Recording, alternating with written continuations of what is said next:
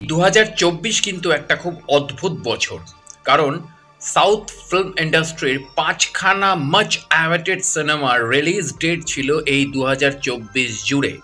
তার মধ্যে already 3খানা super disaster তৈরি হয়ে গেল। আর এই 3খানা সুপার সুপার ডিজাস্টার মানে একটা হচ্ছে ধনুষের ক্যাপ্টেন মিলার, যেটা 2024-এর একেবারে শুরুতে রিলিজ করেছিল। আরেকটা হচ্ছে জুনিয়র এনটিআর এর দেওয়ারা, যেটা সেপ্টেম্বর 2024-এ রিলিজ করলো।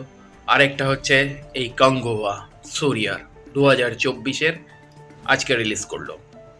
আর এই 5টা সিনেমার মধ্যে একটা সিনেমা কিন্তু এখনো রিলিজ হয়নি, সেটা হচ্ছে পুষ্পা 2 পুষ্পারাজ, যেটা 5 ডিসেম্বর আসছে। কিন্তু এই 5টা সিনেমার মধ্যে একটা কিন্তু অল টাইম ব্লকবাস্টার হয়ে গেল, সেটা হচ্ছে কলকি 2898 এডি। তো অদ্ভুত একটা বছর এই 2024-এ। যেভাবে গাঙ্গুবার একটা হাইপ 2023 থেকে তুলে দিয়েছিল ডিরেক্টর শিবা এবং এন্টার গাঙ্গুবার টিম, যেখানে সূর্যার মতন একটা অভিনেতা যার হাতেই রয়েছে অরিজিনাল গজনী সিনেমা, যার হাতে রয়েছে অরিজিনাল সিংঘম সিনেমা, সেই সূর্যাকে দিয়ে এরকম একটা ডিজাস্টার এরকম ভাবে তৈরি করবে ভাবা যায় না। এবং তার সাথে সাথে লর্ড ববি, যাকে কোনোভাবে ইউজই করা হলো না, একটা এক্সটেন্ডেড ক্যামিও হিসেবে রেখে দেওয়া হলো। সেখানে সিনেমার শেষে কার্তির মতন একজন সুপারস্টারকে ক্যামিওতে নিয়ে আসা হলো, কিন্তু কার্তিকে নিয়ে এসেও তো এই ছবি দাঁড়াবে না, কারণ এই ছবির যেটা দরকার ছিল, সবচেয়ে বড় যেটা ব্যাপার ছিল, সেটা হচ্ছে ছবির স্টোরি প্রেডিকশন কিন্তু সেই মগধীরার মতনই গল্পের একটা প্যাটার্ন আমরা কিন্তু প্রথম থেকেই ধরতে পারছিলাম, যে মগধীরা যেন 2009-এর পরেই 2024-এ প্রায় 15 বছর পর আবার একটা কোনোভাবে কোনো একটা নতুন আঙ্গিকে আসছে। মাঝখানে একটা সুশান্ত সিং রাজপুতের সিনেমা চলে এসেছিল মগধীরার মানে কাইন্ডস অফ, যেটা আমরা দেখেছিলাম হচ্ছে রফতা।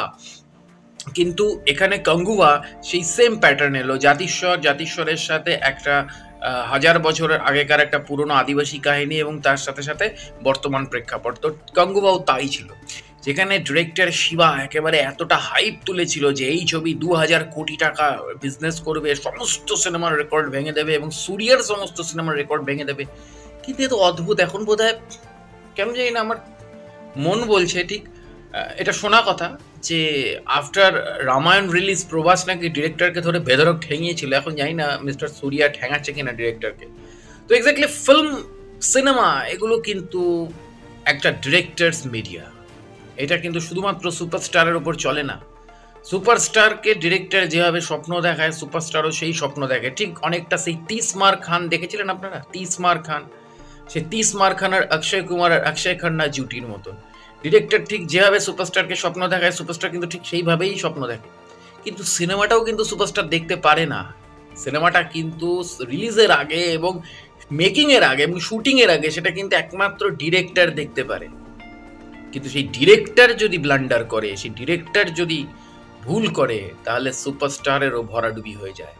এটা আমরা এর আগে এই বছরই দেখলাম, ক্যাপ্টেন মিলারও দেখলাম, দেওয়ারাতেও দেখলাম, এবার গাঙ্গুবাতে দেখছি। জানি না মানে পুষ্পা 2 কেমন হবে, যদিও পুষ্পা 2 এর ক্ষেত্রে টিমটা একই আছে, কারণ তারা পার্ট 2 নিয়ে আসছে। কিন্তু আবার পার্ট 2-এও তো ভয়ঙ্কর, কারণ সিংঘম পার্ট 3 কি দেখে নিলাম রে বাবা। সিংঘম পার্ট 3 দেখার পর তো অনেকে শুনেছিলাম যে স্যারিডন ওষুধ খেয়েছে, এসব কিছু একটা করেছে আর কি। তো এক্স্যাক্টলি টিম বা এভরিথিং ডিপেন্ডস অন প্লট, কাহিনী, এবং সেটাকে কিভাবে আপনি মেকিং করছেন এবং সেটাকে আপনি গল্প বলার আপনার ধরন, এই গল্প বলার ধরনের ওপর কিন্তু অনেক খাজা কাহিনীও একটা মারাত্মক হিট হয়ে যায়। আবার এই গল্প বলার ধরনের মধ্যেও কিন্তু একটা মারাত্মক কাহিনী খাজা সিনেমা হয়ে যায়, যেটা গাঙ্গুবার ক্ষেত্রে হলো। গাঙ্গুবার কিন্তু প্লট অসাধারণ ছিল, মগধীরার সাথে গাঙ্গুবার প্লটের কোনো ম্যাচিং নেই। 1000 বছর আগেকার একটা মানে ঘটনার একটা কাহিনীকে কেন্দ্র করে একটা জাতিস্বর জন্মান্তর ঘটছে, কিন্তু সমস্যা হয়ে গেল ইউজ করতে পারলো না লর্ড ববিকে। এত বড় মাপের ববি দেওয়ালের অভিনয়ের অ্যাপিয়ারেন্স ছিল, যাকে যে এই মুহূর্তে একটা ইন্ডিয়ার ট্রেন্ডিং অ্যাক্টর এবং যাকে নিয়ে ভারতের পরিচালকরা নতুন করে ভাবছে তার কেরিয়ারের 30 বছর পর। তো এক্স্যাক্টলি সেই লর্ড ববিকে এখানে পুরোপুরি ইউজ করা হলো না। সূর্যারই ছবি, সত্যি সূর্যাকে নানা রকম অ্যাঙ্গেল থেকে ইউজ করা হয়েছে, তো সেখানে কিছু বলে লাভ নেই, সূর্যারই ছবি। আর কার্তিকে কি করতে আনলো, মানে কার্তির মতন অভিনেতাকে কি করতে আনলো লাস্টে, আমি সেটা বুঝতে পারলাম না। তো আবার পার্ট 2 রিলিজ হবে, তো পার্ট 2 এর একটা ব্যাপার, মানে আমার খুব কষ্ট লাগছে অ্যাকচুয়ালি। ক্যাপ্টেন মিলার, দেওয়ারা, মানে এইসব মাচ অ্যাওয়েটেড সিনেমাগুলোর প্রতি না একটা আকাঙ্ক্ষা থাকে। বরঞ্চ আমার এখানে কালকে 2898 এডি বা দেওয়ারা এগুলো নিয়ে কিন্তু কোনো একটা আশা ছিল না 2023-এ দাঁড়িয়ে। কিন্তু ক্যাপ্টেন মিলারকে নিয়ে আশা ছিল, গঙ্গুবাকে নিয়ে আশা ছিল। কিন্তু অদ্ভুত ব্যাপার, কালকে 2898 এডি কিন্তু ব্লকবাস্টার, অল টাইম ব্লকবাস্টার হয়ে বেরিয়ে গেল। সেখানে দেওয়ারা সত্যিই মুখ থুবড়ে পড়লো, মিলারও মুখ থুবড়ে পড়লো, এবার গঙ্গুবাও মুখ থুবড়ে পড়লো। তো নতুন আঙ্গিকে ভাবতে হবে, শুধুমাত্র ট্রেন্ডে সবাই একটা আলাগ ইউনিভার্স বানাচ্ছে বা সবাই একটা ডিফারেন্ট ইউনিভার্স বানাচ্ছে বলে আমিও একটা ডিফারেন্ট ইউনিভার্স বানাবো, এরকম চিন্তাভাবনা করে লাভ নেই। আসল জায়গা হচ্ছে গল্পের প্লট, চিত্রনাট্য এবং অবশ্যই গল্প বলার ধরন, যেটা পুরোপুরি ডিরেক্টরের ওপর। ওই যে বললাম, সিনেমা একটা ডিরেক্টোরিয়াল মিডিয়া, ডিরেক্টরস মিডিয়া। এখানে স্টার, অ্যাক্টর, অ্যাক্ট্রেসদের কিচ্ছু করার থাকে না, কারণ পুরোটাই তারা ডিরেক্টরের হাতের কাঠপুতলি, পারফেক্ট। এই কারণেই মানে আমির খান নিজে এর মধ্যে ইনভলভ হয়ে যায়। কিন্তু আমির খান ইনভলভ হয়েও তো ঠগ অফ হিন্দুস্তান বাঁচাতে পারেনি। ঠগ অফ হিন্দুস্তান তার হাতের বাইরে চলে গেছিল। বা হালের যে ছবিটা হলো, সেই ছবিটাও তো লাল সিং চাড্ডা, সেটাও তো সে বাঁচাতে পারলো না। তো এক্স্যাক্টলি দর্শকের টেস্ট অবিরত চেঞ্জ হচ্ছে, তো আপনাকেও চেঞ্জ হতে হবে।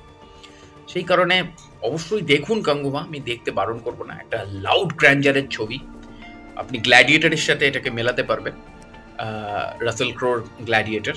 তো এক্স্যাক্টলি দেখুন ছবিটা, এবং ছবিটা দেখে অবশ্যই ভালো লাগবে। তো শুভকামনা রইল সূর্যার জন্য, এবং যাতে ছবির টাকা উঠে আসে, একটা বিগ বাজেটের ছবি।